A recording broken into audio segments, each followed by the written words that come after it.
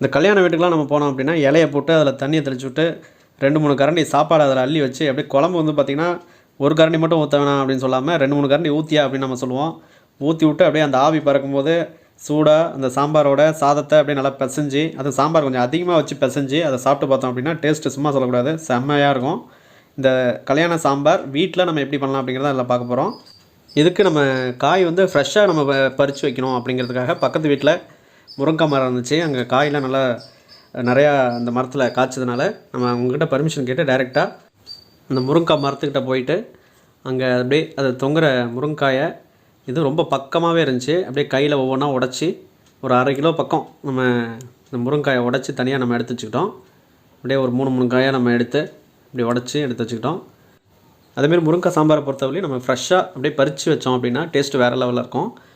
நம்ம பார்த்திங்கன்னா பறித்து இல்லை வாங்கிட்டு வந்து வீட்டில் ஃப்ரிட்ஜ்லேயோ இல்லை ஒரு 2-3 நாள் அப்படியே ஓப்பனாக விட்டோம் அப்படின்னா காய் அதை வதவி டேஸ்ட் நல்லா இருக்காது. இந்தமாதிரி ஃப்ரெஷ்ஷாக நீங்கள் முருங்காய் கிடச்சிதுன்னா இல்லை விற்கும்போதும் அவங்க ஃப்ரெஷ்ஷாக தான் பறிச்சுட்டு வருவாங்க. அப்போ வாங்கி உடனே முருங்காய் சாம்பார் வச்சு பாருங்கள், டேஸ்ட்டு சூப்பராக இருக்கும். இது எப்படி பண்ணலாம் அப்படிங்கிறத பார்ப்போம்.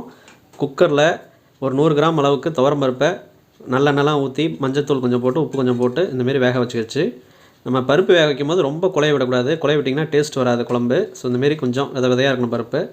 இப்போ நம்ம சாம்பார் ரெடி பண்ணுறதுக்கு தாளிப்புலாம் நம்ம ரெடி பண்ணிக்கலாம். இதில் நம்ம செக்கில் ஆட்டினா எண்ணெய் யூஸ் பண்ணோம் அப்படின்னா நல்லாயிருக்கும். நான் வந்து செக்கில் ஆட்டினா கடலெண்ணெய் அதை யூஸ் பண்ணியிருக்கேன்.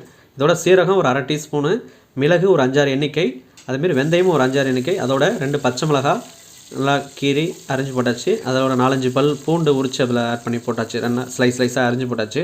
அது வதங்கும் போதே 1 கப் அளவுக்கு வெங்காயம் அதில் நம்ம ஆட் பண்ணியிருக்கோம். வெங்காயத்தை பொறுத்தவரையும் இந்த கல்யாண சாம்பாருக்கு நம்ம அரிஞ்சுலாம் போடக்கூடாது, அப்படியே முழுசாக போட்டோம்னா தான் அந்த சாம்பார் டேஸ்ட் நல்லாயிருக்கும். அது சின்ன வெங்காயம் போட்டிங்கன்னா டேஸ்ட் வேறு லெவலில் இருக்கும். சின்ன வெங்காயம் கிடச்சுன்னா கண்டிப்பாக சின்ன வெங்காயம் போடுங்க. இப்போ வெங்காயம் கிடைக்கும் ஈஸியாக, அதனால் அதை ட்ரை பண்ணி பாருங்கள். இந்த வெங்காயம் போட்டதுக்கப்புறம் 1 நிமிஷம் நல்லா வதக்கினா போதும், ரொம்ப வதக்கணும் அப்படிங்கிறது அவசியம் இல்லை. இப்போ இதில் ஒரு 2 தக்காளி அளவுக்கு நம்ம ஸ்லைஸாக கட் பண்ணி போட்டுக்கலாம். லாஸ்ட்டாக நம்ம மாங்காய் போட போகிறோம், அதனால் தக்காளியும் சரி புளியும் சரி ரொம்ப கூடவும் நம்ம போடக்கூடாது. தக்காளி போட்டதுக்கப்புறம் தக்காளியை ரொம்ப வதக்கணும் அப்படிங்கிறது அவசியம் இல்லை. சும்மா ஜஸ்ட் ஒரு 2 கிண்டி விட்டுட்டிங்கன்னா லைட்டாக வதங்கிடும். ஒரு 30 செகண்ட் அவ்வளோதான். இப்போ பாருங்கள் நல்லா ஓரளவுக்கு வதங்கிடுச்சு. ரொம்ப மசிகிற அளவுக்குலாம் வதக்க தேவையில்லை. இப்போ இதில் ஒரு கொத்து கருவேப்பிலையை பிச்சு போட்டுருவோம். ஸ்டார்டிங்லேயே கருவேப்பிலை போட்டிங்கன்னா அது அப்படியே கருகி போயிடும்.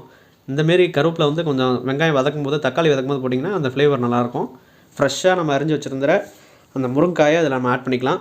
ஒரு 6-7 முருங்காய் நான் அரிஞ்சிருப்பேன், அதை அரிஞ்சு இதில் நான் ஆட் பண்ணியிருக்கேன். இந்த முருங்காய் சாம்பாரில் ஒரு முக்கியமான டிப்ஸ் என்னன்னா, ரொம்ப நேரம் நீங்கள் காய் ஆட் பண்ணதுக்கப்புறம் வதக்குனீங்கன்னா டேஸ்ட்டே வராது. சுமார் 2-3 கிண்டி விட்டுட்டிங்கனாவே போதும், அவ்வளோதான். இதில் மஞ்சத்தூள் ஒரு 1/2 டீஸ்பூன் அளவுக்கு நம்ம ஆட் பண்ணிக்கிறோம். அதுக்கப்புறம் குழம்பு மிளகாய் தூள் அது வந்து ஒரு டேபிள் ஸ்பூன் அளவுக்கு நம்ம ஆட் பண்ணிக்கலாம். காரம் கொஞ்சம் கூட வேணும்னா கொஞ்சம் கூட நீங்கள் ஆட் பண்ணிக்கோங்க. சப்போஸ் உங்களுக்கு வீட்டில் குழம்பு மிளகாய் தூள் இல்லை அப்படின்னா, அந்த பேச்சுலராக இருக்கீங்க அப்படின்னா நீங்கள் டைரெக்டாக கடையில் குழம்பு மிளகாய் தூள்னே இருக்கும், தனி மிளகாய் தூள்னு தனியாக இருக்கும், குழம்பு மிளகாய் தூள்னு இருக்கும். குழம்பு மிளகாய் தூள் வாங்கி வச்சு நீங்கள் யூஸ் பண்ணிக்கோங்க. தண்ணி இதுக்கு தேவையான அளவுக்கு நம்ம ஆட் பண்ணிவிட்டு இதை நல்லா ஒரு கிண்டி விட்டுருவோம். ஸோ தண்ணி ஒரு 1/2 லிட்டர்லேருந்து ஒரு 3/4 லிட்டர் அளவுக்கு நம்ம ஊற்றினா போதும். இப்போ நல்லா இது கொதி வரும்போது ஒரு மூடியை போட்டு லைட்டாக கொஞ்சம் கேப் விட்ற மாரி பாருங்கள், இந்தமாரி கேப் விட்ற மாரி நம்ம விட்டோம் அப்படின்னா நல்லா குக் ஆகிடும். உப்பு நம்ம இப்போ போடல, ஏன்னா உப்பு நீங்கள் போட்டிங்கன்னா எந்த காயுமே சீக்கிரம் வேகாது, சிலிண்டரும் உங்களுக்கு சீக்கிரம் காலியாகும். அதனால் உப்பு ஒரு 60% நல்லா வெந்ததுக்கப்புறம் தான் நான் உப்பு ஆட் பண்ணியிருக்கேன். அதோட இப்போ பருப்பு நம்ம போட்டாச்சு. 60% காய் வெந்ததுக்கப்புறம் உப்பு, அப்புறம் வேக வச்சுருந்த பருப்பு நம்ம இப்போ ஆட் பண்ணியிருக்கோம். ஆட் பண்ணிட்டு நல்லா கிண்டி விட்டுருவோம். இப்போ கிண்டி விட்டதுக்கப்புறம் நல்லா கொதி வரும்போது திரும்ப இந்த தட்டு வச்சு திரும்ப ஒரு 5 நிமிஷம் வேக விடுவோம். ஏன்னா 60% தான் காய் வந்திருக்கு. ஒரு 5 நிமிஷம் வேக விட்டிங்கன்னா மேக்ஸிமம் ஒரு 80% 90% குக் ஆகிடும். இப்போ இதில் புளி தண்ணியை நம்ம ஆட் பண்ணிக்கலாம். நான் வந்து ஒரு பெரிய நெல்லிக்காய் சைஸ் அளவுக்கு புளி நம்ம ஆட் பண்ணியிருக்கோம். நான் லாஸ்ட்டாக மாங்காய் ஆட் பண்ண போகிறோம், அதனால் புளி தண்ணி கொஞ்சம் கம்மியாக நம்ம ஆட் பண்ணால் போதும். மாங்காய் போட்டிங்க அப்படின்னா கொஞ்சம் கம்மியாகவே நீங்கள் போட்டுக்கங்க. புளி தண்ணி போட்டதுக்கப்புறம் நல்லா கொதி வந்ததுக்கப்புறம் மாங்காவை நம்ம இதில் ஆட் பண்ணிக்கணும். ஸோ மாங்காய் உங்களுக்கு எந்த மாங்காய் கிடைச்சாலும் சரி ஒரு 5-6 பீஸு நீங்கள் போட்டிங்க அப்படின்னா அந்த முருங்காய் வித் மாங்காய் சாம்பார் அந்த மனம் நல்லாயிருக்கும். மாங்காய் போட்டதுக்கப்புறம் ரொம்ப நம்ம குக் பண்ணணும் அப்படின்னு அவசியம் இல்லை. சும்மா ஒரு 2 நிமிஷம் கொதிச்சா போதும். மீடியம் ஃப்ளேமில் அடுப்பில் வச்சு 2 நிமிஷம் கொதிச்சிங்கன்னா போதும். மாங்காய் நல்லா அந்த சூட்லேயே குக் ஆகிடும். இப்போ இதுக்கு தாளிப்பு நம்ம ரெடி பண்ணிடலாம். தாளிப்பை பொறுத்தவரையும் லாஸ்ட்டாக தாளிப்பு குழம்புக்கு நம்ம கொடுத்தா தான் அந்த டேஸ்ட் நல்லாயிருக்கும். இப்போ எண்ணெய் சூடானதுக்கப்புறம் கடுகு உளுத்தம் பருப்பு போட்டு அதில் ஒரு வரமிளகாயை கிள்ளி போட்டுக்கலாம். இதில் பெருங்காயத்தூள் இதில் இந்த எண்ணெயில் போட்டு அதை மிக்ஸ் பண்ணி விட்டு ஒரு கொத்து கருவேப்பிலை போட்டுக்கலாம். அந்த பெருங்காயத்தூள் இந்த டைமில் போட்டால் மட்டும்தான் குழம்பு சூப்பராக இருக்கும். ஸ்டார்டிங்லேயே நீங்கள் போட்டிங்கன்னா அது நல்லா இருக்காது. தாளிக்கும் போது பெருங்காயத்தூள் போட்டிங்க அப்படின்னா மனம் நல்லாயிருக்கும். ஸோ கண்டிப்பாக ட்ரை பண்ணி இந்தமாரி நீங்கள் ட்ரை பண்ணுங்கள். இந்த தாளிப்பு அதில் ஆட் பண்ணிட்டு எல்லாம் மிக்ஸ் பண்ணி விட்டு கொத்தமல்லி தலையை அதுக்கு மேலே அப்படியே தீ விட்டுற வேண்டியதான்.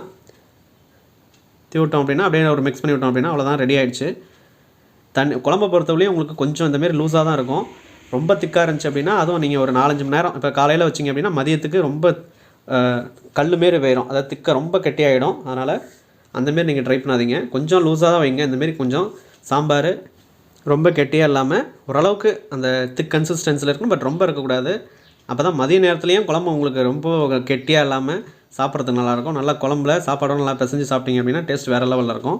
இதே அளவுகளோட இந்த கல்யாண சாம்பார் ரெசிபியை நீங்கள் ட்ரை பண்ணி பாருங்கள், உங்களுக்கு நல்லா வரும். இந்த வீடியோ உங்களுக்கு பிடிச்சிச்சுன்னா லைக் பண்ணுங்கள். நம்ம சேனலில் ஃபஸ்ட் டைமாக பார்க்குறீங்கன்னா மறக்காமல் சப்ஸ்கிரைப் பண்ணி பக்கத்தில் இருக்கிற பெல் பட்டனை கிளிக் பண்ணிட்டீங்க அப்படின்னா நம்ம போடக்கூடிய அடுத்தடுத்த ரெசிபி வீடியோ உங்களுக்கு நோட்டிஃபை ஆகும். நீங்கள் கிளிக் பண்ணி பார்த்துக்கலாம். தேங்க்ஸ் ஃபார் வாட்சிங். தேங்க்யூ.